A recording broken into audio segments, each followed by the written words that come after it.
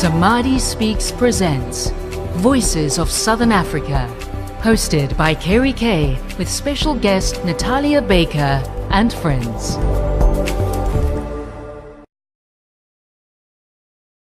Today we're talking about remembering your magnificence. It's not something that has to be discovered, it's something that has to actually be remembered. It's interesting because Mercury is retrograde at the moment, and Mercury obviously is going to give challenges from a technical point of view. So I think it's there to teach us a little bit of patience, not only us, but everyone listening tonight. Isn't that the truth, John? Patience. Everybody does Mercury retrograde like this. It is what it is. And yeah, we can be challenged, as we've just seen now. You know, we're starting a little bit late on Facebook Live. So hi to everybody who's joining us on Facebook Live. And we've got Natalia, whose sound we couldn't hear. But I love what you just said now, John. We get to learn a little bit of patience. We get to just take a breath. Yes, patience is such a valuable attribute in the world of challenge that we're in at the moment. And it just takes the belief pattern, which I have, which says everything's perfect. So why get impatient when technology goes wrong? If you're not meant to connect, you're not meant to connect, and that's just the way it is. Absolutely. I think there's an intelligence called life that actually permeates all of reality and is always in charge. We think we're in charge, but we never really are. Isn't that the truth? Isn't that the truth? We think that we are in charge, and these lovely reminders come up to tell us, actually, not so much. I like these reminders, John. They're humbling moments for life. Okay, so I'm going to just send a little message to Natalia, telling her that she's welcome to rejoin us, and I do sincerely hope that she manages that. But in the meantime, John Homewood, I've got you with me, and I'm so grateful for this opportunity to connect with you. So an official welcome to you, John. Thank you. It's my joy to be with you tonight, and hello to all those joining us. Hi, everybody. So my name is Kerry K, and I host these pretty much every Tuesday. It's called the Voices of Southern Africa. And the Voices of Southern Africa are really an opportunity for me to introduce you, the listeners, to the consciousness pioneers of Southern Africa. I think Southern Africans have really done so much. There are so many consciousness pioneers here, and yet they are quiet. They are very, very quiet. Now, a lot of the people who I deal with and interact with happen to be international, mainly North America, Canada, and the US. And so this is my opportunity to introduce those people to these voices, to the voices of Southern Africa. So, John, will you please tell us just a little bit about who you are? I've heard amazing things about you. I'm so excited to have you on this show. I really, really am. Tell us a little bit about what makes you a pioneer of consciousness. Sure, that's a long story, probably going back several lifetimes, so I'm not too sure where to start. But maybe I'll start a few years ago. I had a few different businesses that went insolvent, and that was in 1999. And I made a vow to myself that I would never live my life again, and that I'd do what I have a passion for. And that's what I'm doing today. So I started a company back then called Mind Enhancement Systems, thinking that it was actually about enhancing the mind. And within a few years of starting that business, I then read a book called The Power of Now. And that book really changed my life. And on page 3 in that book, it says that the only problem you really have is your mind. And initially I resisted that because I thought, no, I just need to make my mind better, and obviously I'll win at this game called life.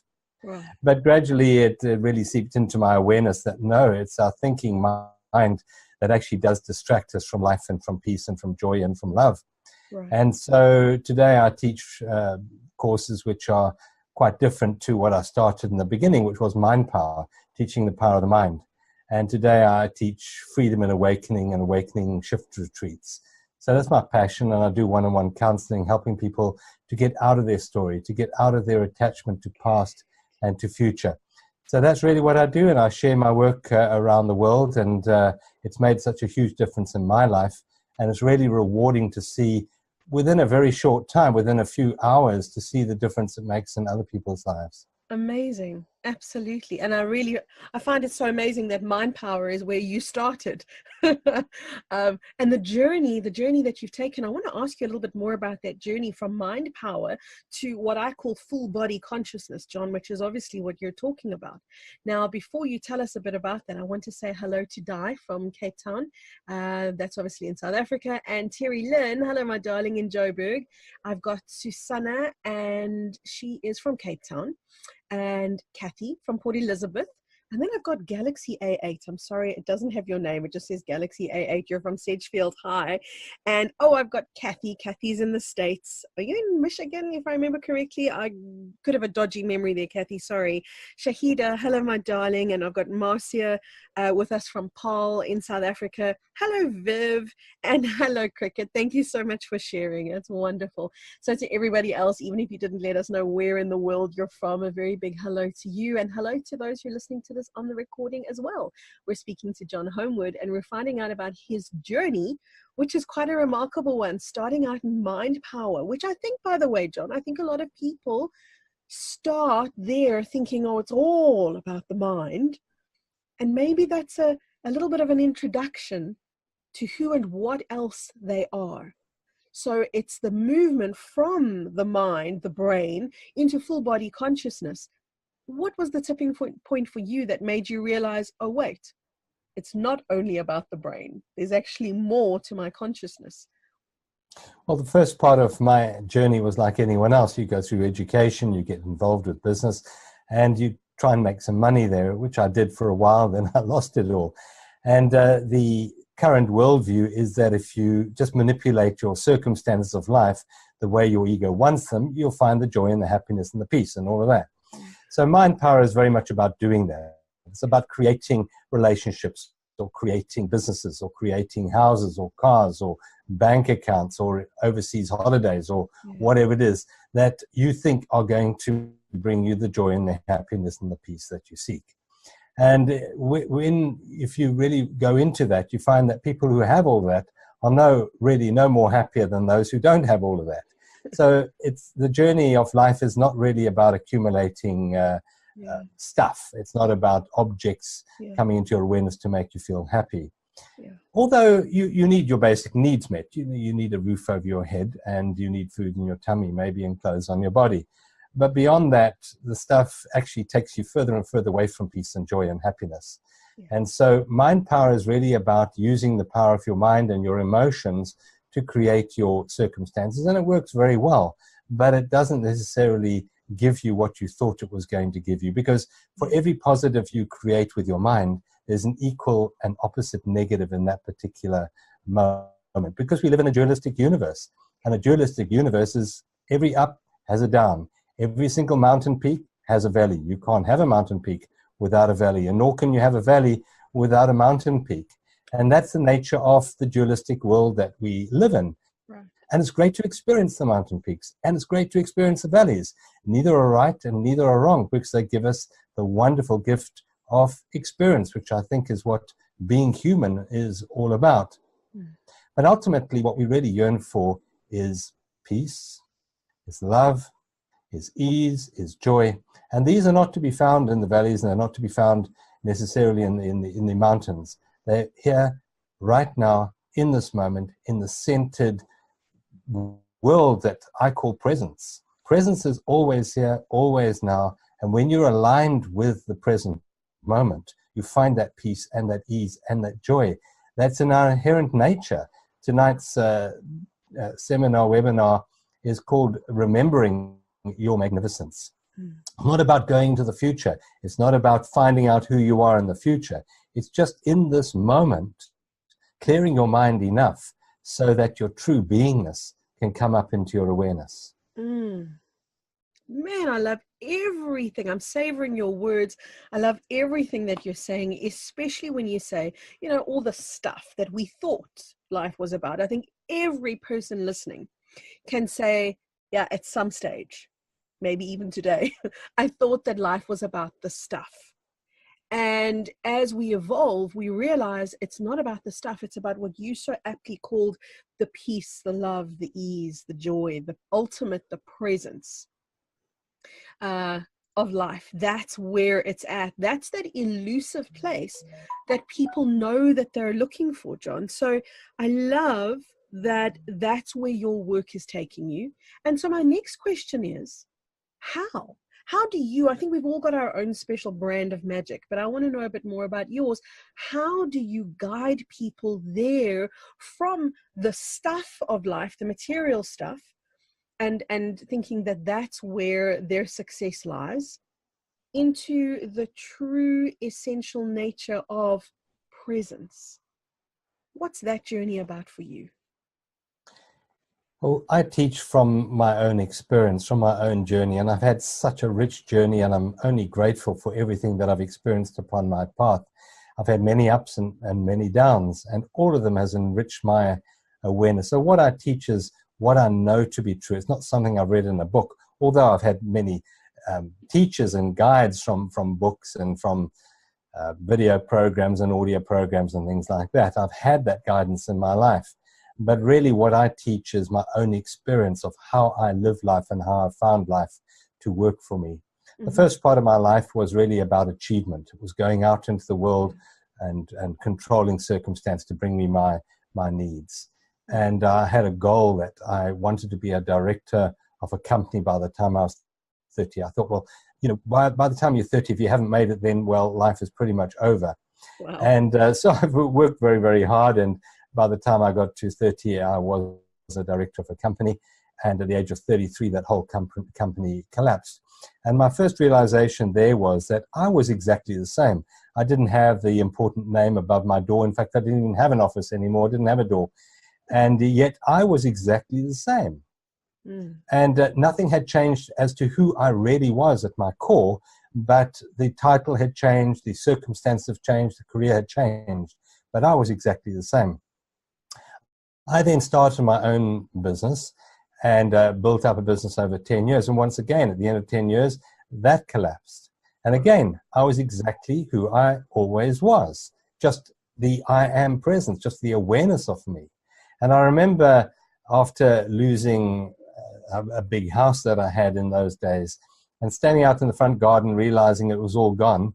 And the words of a song from Chris Christopherson came to me. And the words are from me and Bob McGee. And it says that freedom is just another way of, losing everything is just another way of experiencing freedom. Yeah. And we are totally free when there's no chains binding us. And that really comes from the chains of the mind. I realized it wasn't so much about my possessions. It was my attachment to my possessions. It wasn't the work. It wasn't my company that was the problem. It was my attachment to who I was, to that particular role that was a problem. It wasn't my relationship that was a problem. It was my expectation for the relationship to meet my needs that was a problem. And these are all realizations that I've had along my path. So when I teach or when I counsel people, I come from just an emptiness, just no need to be anything in that moment, no need to even change the people that I'm with. I don't do the work that I do in order to heal people or to help people. And that might sound quite selfish, but in fact, I do it because I really enjoy doing what I do. Yeah. And I have no attachment to an outcome with them and their journey, because I do know that my journey has been absolutely perfect, and I wouldn't actually forego any of the challenges that I've had in my life, because they've really led me to enrichment. And I'm not here to take away anyone's challenges either, because I know it's adding to their soul enrichment. But my journey maybe is a guide. Maybe I can shine a little bit of light into people's awareness so that they can start to see the world differently. I say that if you change how you see, what you see changes. And that really just brings about an immense lightness in people when they start to see themselves and their journey from a different perspective. I tell you, there's a couple of things that you've said that have just sent me into such a beautiful stillness, because that's my happy place, John, when I can find a entry point into that deep, authentic stillness. Whether you call it the no-thingness, the all and the nothing, the universe itself, that stillness is my happy place. And what you said just now, you said, when you teach, you come from a place of emptiness.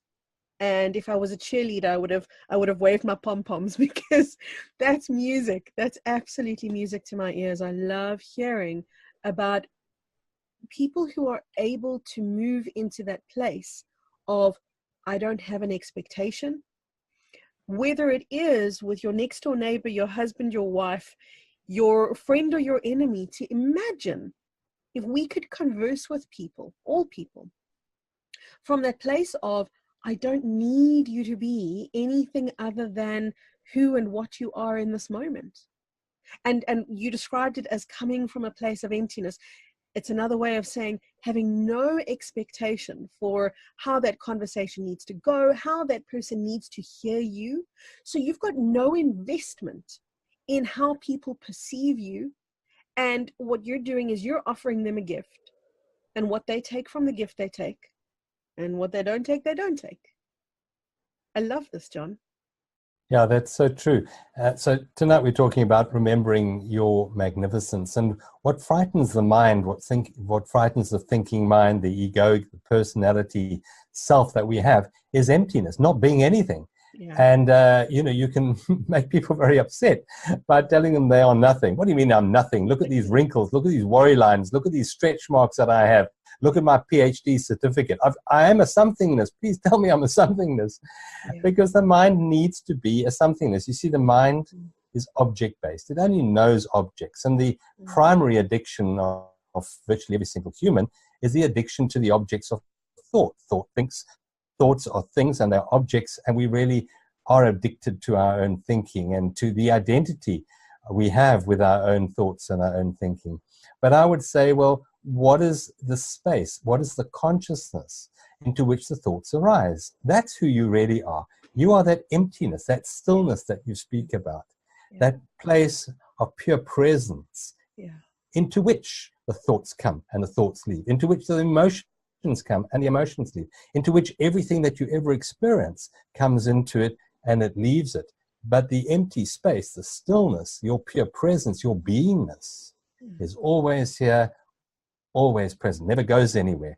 And that is the emptiness that we speak about. It's your very beingness. Yeah.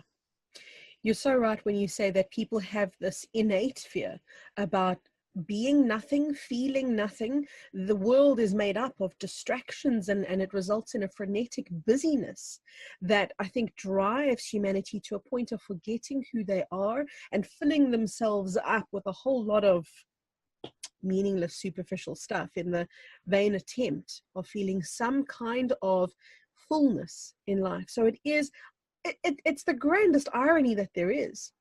The place we seek is exactly the place that we're afraid of. That's right, yeah. Fear is the dominating consciousness of humans at this time, and fear, the acronym I use for that is false evidence appearing real. I am what I do, I am what I have, I am what other people think of me. We build up this identity that's based on outer circumstances or situations or perceptions of other people. We want our parents to validate us. We want our spouse, our children, our work colleagues to validate us because we don't know who we are. And that the fear is of being inadequate. The fear is of not being good enough, of not being magnificent. And I would just suggest that if you let go of the need to be anything, let go of that need. When you were born into this world, you were magnificent and perfect, and you didn't have anything. You didn't have any experience. You didn't have any education. You didn't actually have anything in that moment, but you were already magnificent. The good book says that we are made in the image and similitude of the divine. It doesn't say we're being made. It doesn't say if we do a certain amount of doing or achievement in the world that we're going to become like the divine. It doesn't say that at all. It says we are already made. We are already that perfection that we seek in the world. And the fear arises from the misperception of who and what we really are. So when I teach in workshops or retreats or even one-on-one counseling, I help people discover the most fundamental answer that we can ever have to a question, and that is, who are you? Who are you at your deepest level? Who are you that can never be threatened? Now, it can never be taken away from you. In my case, the identity that I had of being a director or owning my own business, that could be taken away from you. I was married for many years, and the idea of being that husband and being that father, that idea can be taken away from you. In fact, everyone that you know that relates to you will ultimately die, including your personality and your body. But who you are is pure presence. It's life. It's awareness. That never goes anywhere. And I know why it doesn't go anywhere, because it's pure energy. And energy cannot be created or destroyed. It just changes form. The body that I'm wearing today didn't exist a year ago. Every single atom in my body has changed in the year, and yet I'm still here. And I always will be here, because the I am that I know myself to be is the pure awareness of presence. And the teaching that I do is to get other people to realize that at the same time, to let go of the need for story, to let go of the need to understand your story, to come to terms with the story. It's not about that. And the other trap that we have is the need to know future, the need to strategize and control and manipulate a future. It's not about either of those. It's not about understanding your past or coming to terms with the past, and it's not about strategizing your future. It's to realize that life is only ever now. The only time you can experience peace, love, joy is in the present moment, and yet we don't pay any attention to the present moment because we're too worried about figuring out the past and strategizing the future.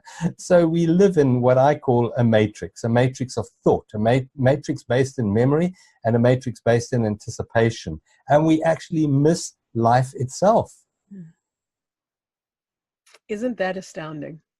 Isn't that the most astounding thing then? And I think a lot of people do realize it, John. I just think a lot of people realize it on their deathbeds. And the people that are tuning into us today are the people that are going, I don't want to remember this when it's too late. I want to know this now. So how do you take people into that place where you jog their memory and help them to re-find or remember their magnificence? Well, you talk about people realizing this on their deathbed. And what happens on your deathbed is that your future collapses. You don't have a future anymore from a mind perspective. You actually do, but from a mind's perspective, you don't. And your past is completely irrelevant in that moment. So that's the gift of dying if you don't die with resistance. And an awful lot of people sadly die with resistance in them. But if you die surrendered, well, your journey is accomplished. You've realized presence. It might have taken you many, many years to get there, but you've realized that you are the empty space between your story of past and the story of future. You are that emptiness. But I would say, rather die before you die. Dying is a surrendered process. So rather surrender now. Surrender voluntarily. Don't wait for your body or your brain to give up. And I'll tell you why. Because when your body starts disintegrating and your mind starts going, the fear that's inherent, that's sitting deep in your subconscious mind, comes to the fore. And we also develop resistance to that. And resistance can either be in the form of anger or depression. Depression is anger unresolved or unexpressed and undealt with. And so we resist the process of getting old or the process of disease or the process of dying. And that within us creates tremendous anxiety, tremendous fear and anger. And that is a sad consciousness to leave the planet with, because although you don't take your possessions, you don't take your car, you don't take your share portfolio, and you don't even take your relationships with you, what you do take with you is your state of consciousness, because that's energy. And energy, as I said, just changes form. It doesn't dissipate. And so the consciousness with which you leave your body at the end of your life is the consciousness with which you create your next experience with. So I would suggest rather practice dying now. Can you imagine that if this was your last moment on earth, if you in 5 minutes' time were going to die, what needs to be sorted out in the moment? Do you need to ask anyone for forgiveness? Do you need to forgive yourself? Do you need to give up anything? Do it now. Don't wait for 10 years or 20 years or even tomorrow, because tomorrow may be too late. Do it right now. If there's something unresolved in you, deal with it now. If you can change something, change it. But I would say that there's an awful lot that's going on in your head that you can do absolutely nothing about. So the key here is the word accept. And acceptance and allowing are the two signposts directional arrows which lead us into a state of love. When you accept yourself, when you allow yourself to be exactly as you are, with all your warts and all your faults, exactly as you are in this moment, when you allow yourself to be, that is love. And when you start accepting and allowing yourself in this moment exactly as you are, and you allow life to be exactly as it is in this moment, that gets reflected out into your relationships. You start accepting the world around you exactly as it is. And the magic in that is that you open a tap and allow love to flow through you, through your awareness, into the world in this moment. And love is the antithesis of fear. Fear is the darkness of the mind, where love is the light. So as we start to allow the world to be, allow your life to be exactly as it is, to allow your children to be, or your parents to be, or your achievements to be, or your failures to be, because they're already there as they are, allow them to be. And that takes us into that place of of love, which is the peace that we seek. Yeah. Man, you're speaking my language. You're really speaking my language, John. This is a wonderful conversation. Something I want to ask you is a question that I get asked fairly often, because I talk a lot about acceptance and how acceptance leads us into higher dimensional thinking. Now, I want to know from you, how do you explain to people, because I'm sure you've been asked this before, you talk about acceptance, and somebody might raise their hand and say, okay, you want me to move into acceptance. How do I accept? Or even, how do you expect me to accept all the evil, all the darkness of the world? Whether it is the torture of animals or the killing of children in war, whatever it might be. How do I move into acceptance and allowing of those kinds of realities? So there was a wise man called Gandhi, and he said you have to be the change you desire to see in the world. So if you really want to see peace, you have to be that peace.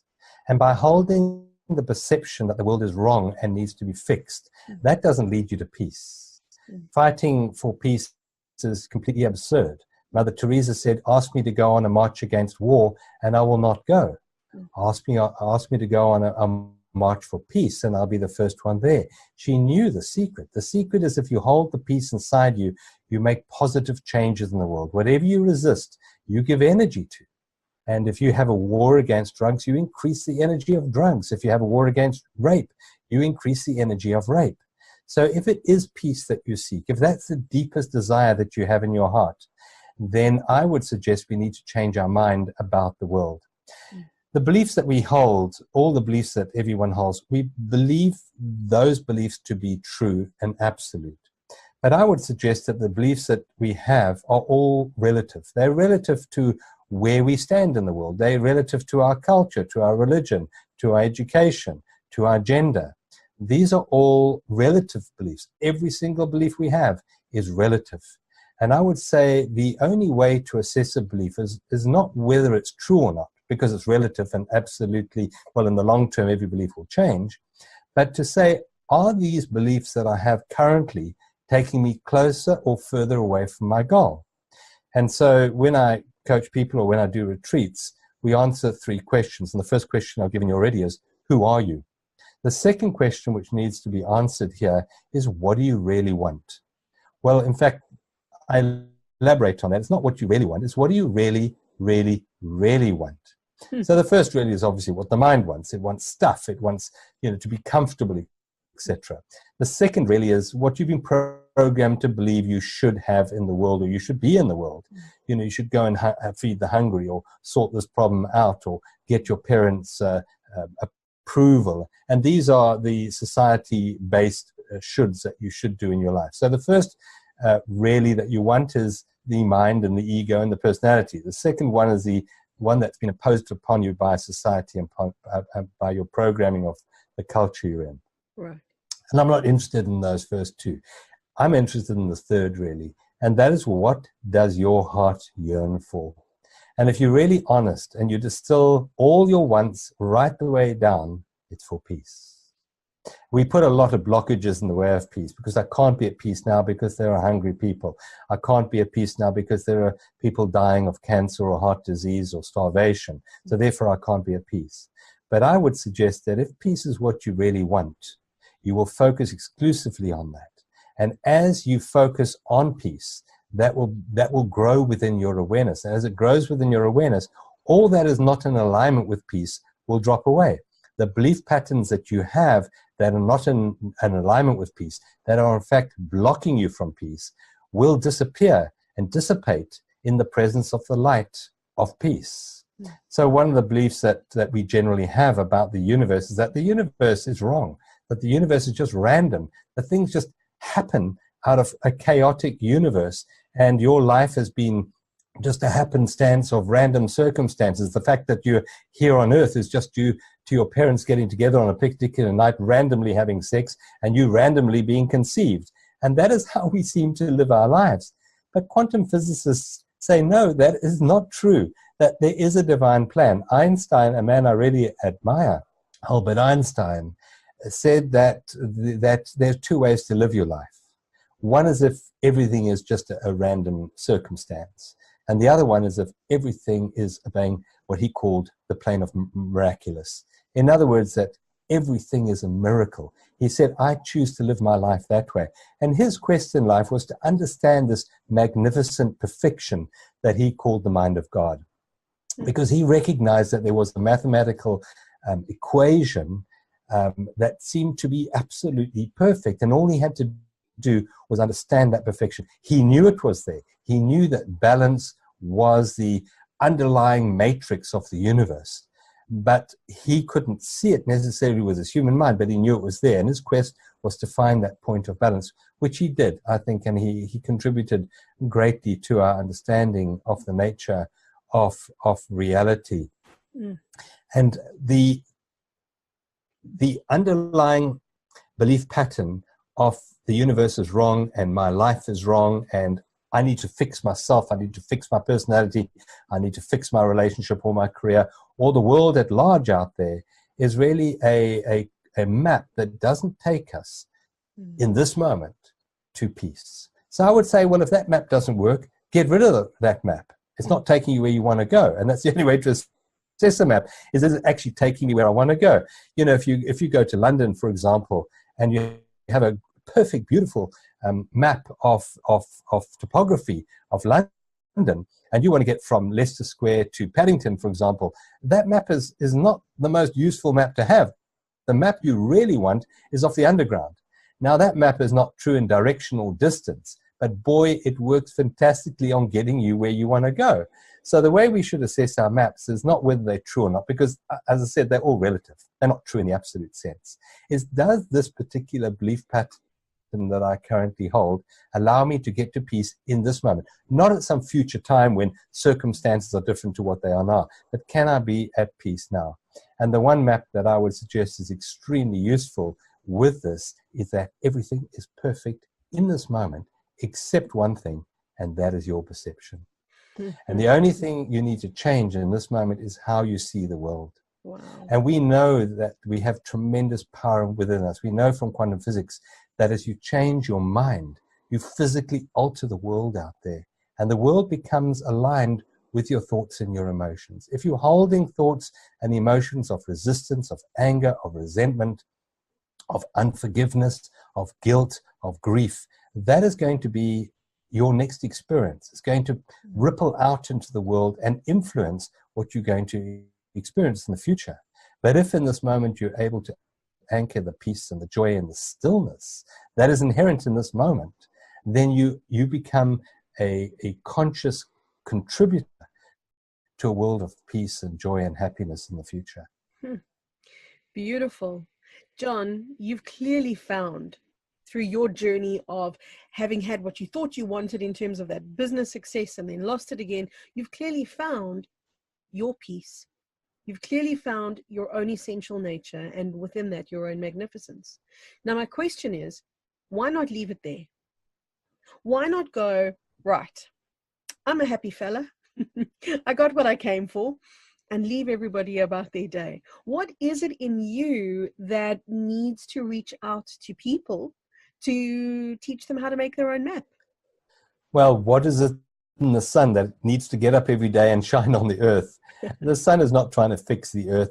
The sun is not trying to grow crops or make you warm. The sun just does what the sun does, and that's shine. Whether you hide in your room and shut the curtains and pull the covers over your head, the sun doesn't take offense at that. It just enjoys doing what it does, and it shines. In the same way, an apple tree just gives apples. That's what it does every day. It gives apples, and it gives it joy to give apples. And the work that I do, in fact, I don't even call it work. And I say I haven't worked for many, many years, because what I do just comes from me expressing myself in the unique way that I can express myself. And that is joyful for me to do the work that I do. Yeah, yeah. And obviously seeing the lights come on for other people, seeing them discover their magnificence. That's the well, truth. you know, when you see the truth about life and you see the truth about other people, it's wonderful to see the veil of the mind dissipate and fall away, and for them to recognize their own magnificence. That's the joy of doing what I do. I don't do it to do that, because maybe they're not ready for it right now. Maybe they need a bit more experience in the dark. Maybe they need more pain and more suffering in their life, because ultimately pain and suffering always leads you to the doorway of surrender, and surrender is a very key to living a joyful and a peaceful life. But when you live in a surrendered state, there's no resistance to life, so you are aligned with the flow of life, and there's very little to do in that, and there's a lot of ease to be experienced. But maybe people need a bit more suffering. You know, if you take a clay cup that's just been made in the potter's hand, it has to go into the oven for a certain amount of time. It has to experience that heat to transform itself into something that is going to be useful in the future. So pain and suffering is quite often the potter's fire, and it's needed. And my job is not to take the pain away from other people, but if in my awareness and my presence, the light comes on in them, that's wonderful and beautiful. You know, if you take a chick that's trying to struggle to break out of an egg, and you break the shell open for the chick, it'll probably never walk or fly, because it needs that struggle to get the blood to the extremities of its limbs. It needs that to get into the wings and the eggs and into the legs. And it's the same way with a caterpillar that's trying to emerge as a butterfly to come out of a cocoon. If you cut the cocoon open and let the butterfly out, it will never fly, because it's through the struggle that it grows, it strengthens its wings. And so my job isn't to remove the struggle from anyone, but I really enjoy just sharing what I have to share with the world. And I also know that the world is absolutely perfect. And so the people that come to me, the people that come to my retreats, my workshops, have been guided there by their higher consciousness, and they are now ready to awaken. So, John, is there a technique, a meditation, something that you want to share with the listeners today, so that you can impart with them a little taste of their own magnificence and lead them to it? Yes, the meditation means no mind. And as I started out saying this evening, the only problem we have is the mind. So meditation is definitely the medicine for a busy and a troubled mind. And I would suggest everyone practice meditation. Now, meditation can be done formally. You can set aside 10 minutes every day or 20 minutes every day to light a candle, and you have some sacred objects around you. It can be religious objects if you're a religious person, but it doesn't have to be. It can just be a pot plant, a bit of incense maybe, and a candle, you know, and that's perfect. Or you can have a picture of Mother Mary or whoever you focus your sacredness on, and that's fine as well. And I think it's really important to do a formal meditation every day, because rather like filling your bank account up in the morning, so you have a lot of peace before you get thrown into the world. But that isn't real meditation. Meditation is something you live moment to moment to moment. In other words, you make the emptiness more important than your story. If peace is what you want, you have to make peace more important than your story. So meditation is something to be lived moment to moment to moment. But having said all that, yes, there are some techniques that I can share that will very quickly take you into this place of stillness, this place of peace. And the one tool that I always share is the the breath, the breathing.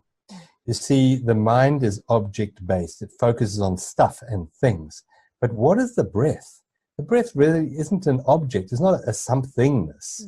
And yet it can occupy our awareness for long enough to take us out of object-based consciousness. Yeah. So let's just try this practice for a moment. Shall we do this? Great. Yeah, absolutely. Let's go. All right. So you can do this with your eyes open or your eyes closed. Either way, it's fine. But what I'd like you to do now is take a deep breath in. Put your hand, first of all, on your belly button. And as you breathe in, lift your hand. So you're going to blow your tummy right the way out like a big ball. So let's practice that, shall we? Breathe in, blowing your tummy up like a big ball. Take the air right the way in. And now release it. And as you release it, your hand will go back down again and try and get your belly button to touch your spine. It might be a bit impossible, but just try anyway. So squeeze all the air out of you. So let's just try that again. Take a deep breath in, blowing your tummy right the way out. And release the air. Make the out breath twice as long as the in breath. Just try that. We pause for a moment. And then we breathe in again, blowing our tummy right the way out like a big ball. But this time, take the air right down to your toes. So you actually fill your whole body with that air. And now we release it. And what we're doing here is we're releasing all that no longer serves us. All the yesterdays, all the regrets, we're letting that go. And now as we breathe in again, we breathe in presence. You can visualize it as a color, maybe a pale blue light that you're bringing into you. You pause and you breathe out the staleness. You breathe out the air with gratitude for all the work that is done within you. Now breathe in again. Breathe in deeper than you have done before. Breathe in all the way. And now just release it. Just let it go with a bit of a sigh. Just sigh it all out. Let it all go. Now breathe into the count of 4. 2, 3, 4. Pause for 1 and breathe out to 8.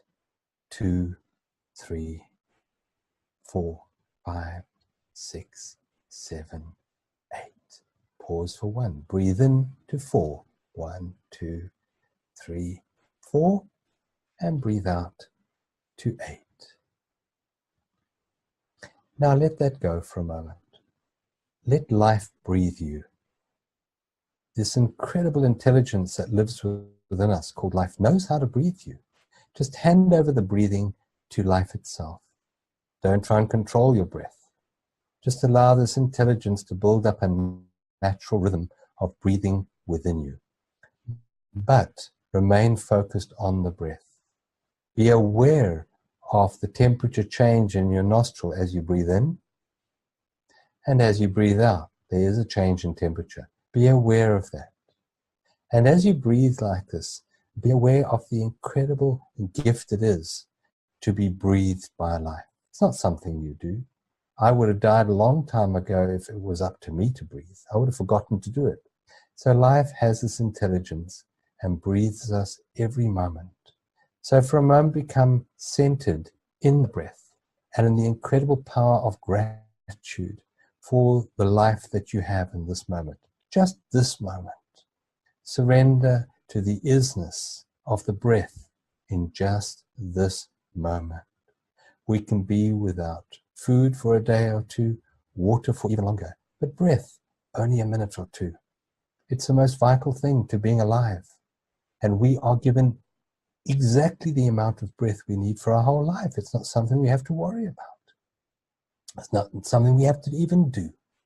When we're asleep, life breathes us. When we're awake, life breathes us. So just become aware of the gentle in-breath, the pause, and the releasing. And the secret to the peace, the secret to the emptiness is in the releasing. So make your out-breath twice as important to you as the in-breath. The in-breath can be thought of as the doing, but the out-breath is the releasing, the letting go. And it's in the letting go that we find the peace we seek.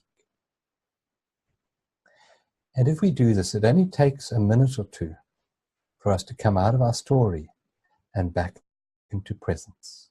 So while we're doing this breathing, I just want to share another technique which we can use on a day-to-day basis.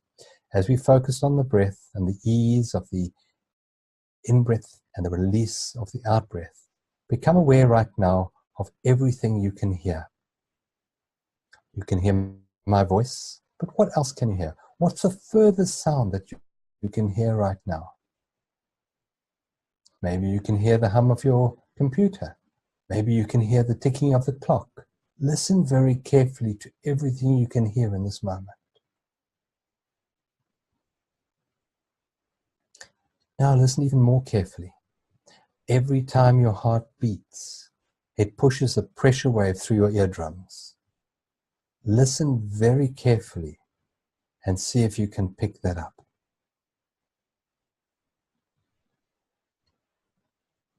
And as you listen, become aware of your awareness. In order to listen, you have to become empty. You have to become quiet. You have to become still. As you listen to the beating of your heart in your eardrum, become aware of the stillness that allows you to hear.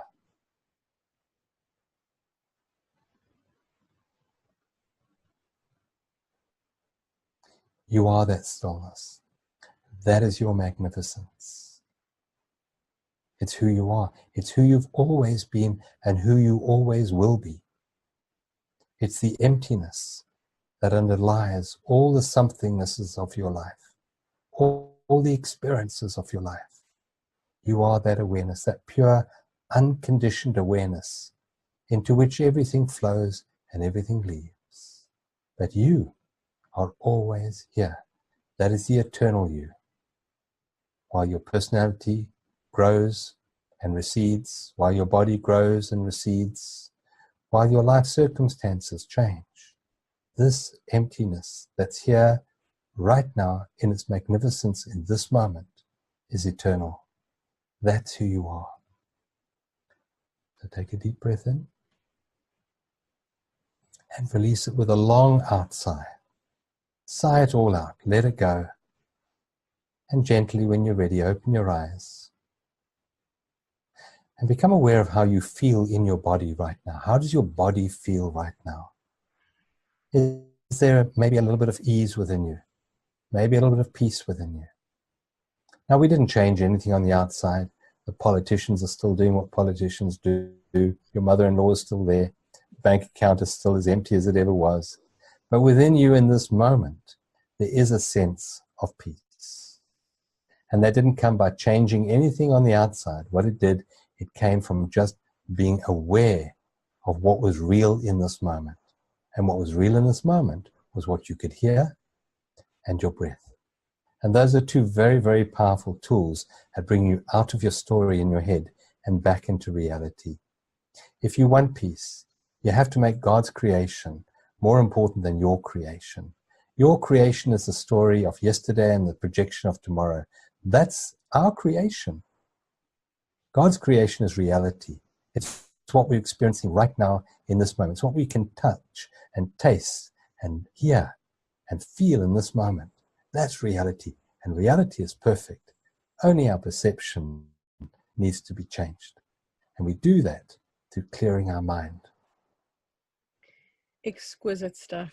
John Homewood, what an absolute pleasure to have been able to connect with you today, for you to share your insights, for you to guide our listeners today into remembering who they really are, and the ultimate reminder that when they let go of all the stuff into what they perceive as emptiness, what they find in that space is themselves.